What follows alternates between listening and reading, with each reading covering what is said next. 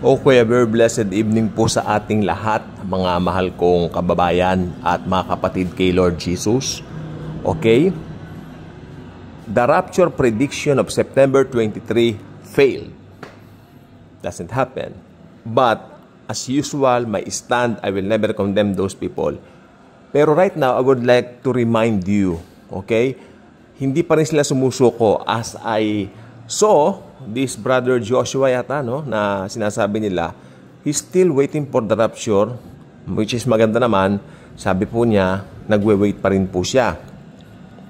Sabi naman ng iba, hindi na raw doon sa Gregorian calendar dahil na-fail eh. Doon daw sa Julian calendar na mapapatak daw October 6 and 7. Mga kababayan ko po, isa lang po ang concern ko rito. Huwag nating hahayaan na maging katatawanan ang Kristyanismo. Yun lang naman ang aking sana man lang natuto na tayo, hindi na nga natuloy yung September 23 di ba? Kasi dito sasabihin ko na po talaga yung stand ko, no one knows the hour. Okay? Kaya yung mga nagsasabi na idiom daw yon, hindi rin po idiom yon kasi sinabi ng Panginoon, tanging ang amalan nakakaalam. Kasi during that time, nagkatawang tao siya eh. Kaya sinabi niya, tinuloy niya, tanging ang amalan ang nakababatid. Maski ang mga angels, hindi alam eh. Ayun ay hindi idiom. Yun ay talagang pangungusap. No? Darating ito tulad ng thief in the night o magnanakaw sa gabi, sabi niya. So, hindi tayo iniwanan ng Panginoon para mag-guess o para manghula. No? Iniwanan niya tayo ng isang katotohanan na walang nakababatid nun at inahilin tulad ng Panginoon yon tulad ng sa tip o sa magnanakaw para lumakad tayo by faith, not by sight. Kasi pag alam mo nga naman, hindi na po siya by faith. Bagkus, ito po ay by sight na. Ang layo, di ba? While natutuwa naman po ako dahil excited sila dun sa part na yon, pero para kasi nagiging katatawanan at hindi ko na po gusto yon. Napagtatawanan na po ang Kristyanismo. I mean, it's crazy. It's crazy. It's foolish. No? So, tama na po. Pero may sasabihin po ako sa inyo. Pwede ba alisin na po nyo dun sa pagpre-predict ng rapture mo ng mga utak natin? O mag-usap po tayo ngayon ng masinsinan. Ito po masinsinan ito ha. Talaga lang po, talagang kanina ko pa ito gustong sabihin. Kaya alam, pinuntahan kami kanina. We're very busy. We're very busy. Pero ngayon po, nagpahinga naman ako pagdating ko. Sabi ko, Lord, sasabihin ko na po talaga. Napanood niyo po yung sa Israel. Di po ba? Alam natin ngayon, parang yung Palestine, gagawin siyang parang, alam niyo na, parang country and all that, no? Hindi ko naman po batid yung kabuuan na kaalaman din eh. But, isa lang po ang alam ko. Kapag kayang plano ng UN ay, natupad. That's it! Kaya sabi ko nga po sa inyo, yung rapture, super lapit na. Ayaan nyo na po. Baka hindi na nga abutan ng Julian calendar eh. Ibalik natin ang tingin natin sa Israel. Kanina ko pa gustong sabihin po ito, kaya lang nag-ipon ako kasi medyo kanina pangit ng ko. Hindi naman po pangit ang pakiramdam ko, pero gusto ko yung boses ko in full force kapag kasasabihin ko po ini. Kasi, kapag kayong, yes, ito na po yun eh, they will come against that nation. Only a small nation. Malaki pa po ang Maynila dyan, sa Israel na yan. Pero bakit pinagkakaguluhan o pinag-aagawan? There's something in that country. Come on, doon natin ilagay yan.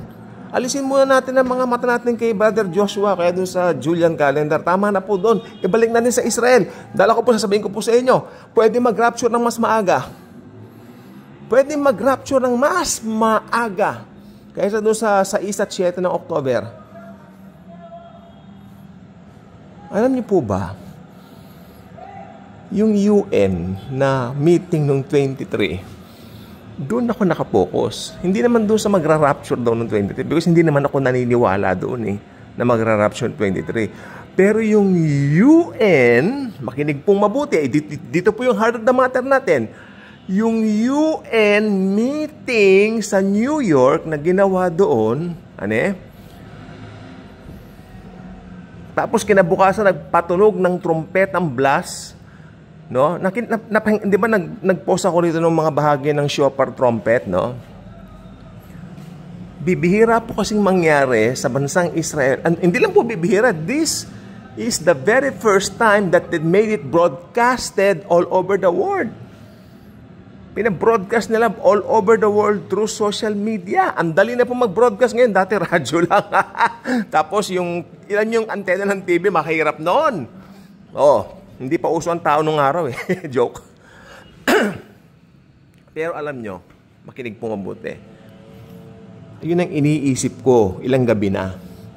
Makinig. September 23, hindi ko sasabihin yung rapture dahil di ako naniniwala ang rapture noong September 23. Although anytime darating ang Lord, di ba? Yung September 23, nag-meeting ang UN. Then kinabukasan yung shofar blast nila, no? Pinarinig. May significance po yon. Kasi they are heralding or tumatawag, they are summoning or they are anticipating someone. Alam naman natin up to now, they are not yet received Jesus as their God. They don't believe Him as their God as of now. Kaya iba ang darating sa kanila. Ayaw ka na muna po magsalita kasi maselan eh. It could be named into some popular people na nag-attend ng UN and I don't want to drag my name on that. Pwede po tayo magbigay ng Bible prophecies dito sa mga channels natin, pero ingatan din po natin that wala pong naming names. Ako naniniwala po ako, we will never ever meet the Antichrist because, sabi ko nga po sa inyo kanina, before na mangyari yan, dadagitin na tayo ni Jesus. Because He will never ever allow His church na magdusa sa Great Tribulation. Buong 7 taon yan hindi ako naniniwala na dadagitin ka sa kalagitnaan. Tapos lalong hindi ako na naniniwala na dadagitin ka sa hulihan. Hello? Dadagitin ka tapos bababa ka huli. Ano kaya yun? Di ba? Isip-isip din kung may time.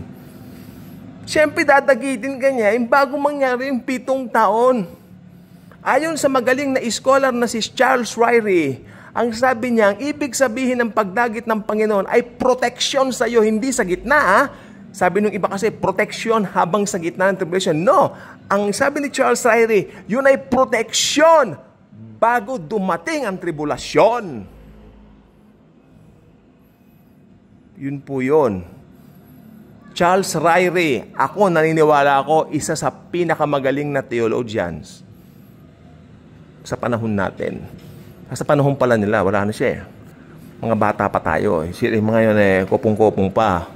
Ano na yon? Oo, nag-preach na. For me, is better. Is better than those very popular ministers or ang tawag dito, may preachers. Charles Ryrie, tahimik lang yan, pero mahusay yan. Sisigundahan ko yan ni kung husay at husay din lang, makinig kayo kay Dr. David Jeremiah. Kung eschatology, mahusay yan. Wala na akong babanggitin. Basta Charles Ryrie at saka Dr. David Jeremiah. Yan, dalawang yan, hanapin nyo sa YouTube. Meron po yan, available sila dito. So, sabi ko po sa inyo, mas mapapaaga ang Panginoon. Tingnan niyo yung sa Israel. Alam niyo nangyayari. Nagkakaroon na po ng tinatawag na tawag dito po. Nagkakaroon na po ng tinatawag ngayon na parang anong tawag kasi dito? Diskusyon kung paano mangyayari. Pero nakakasyak po talaga, mas maraming. London ba yun? UK ba yung parang pumabor na sa Palestine? Paki-check nga po, hindi ako sure. Parang sa Palestine siya pumabor. What is happening? Ayaw ko na itanong na what is happening. Anong what is happening? Jesus is coming. God bless po.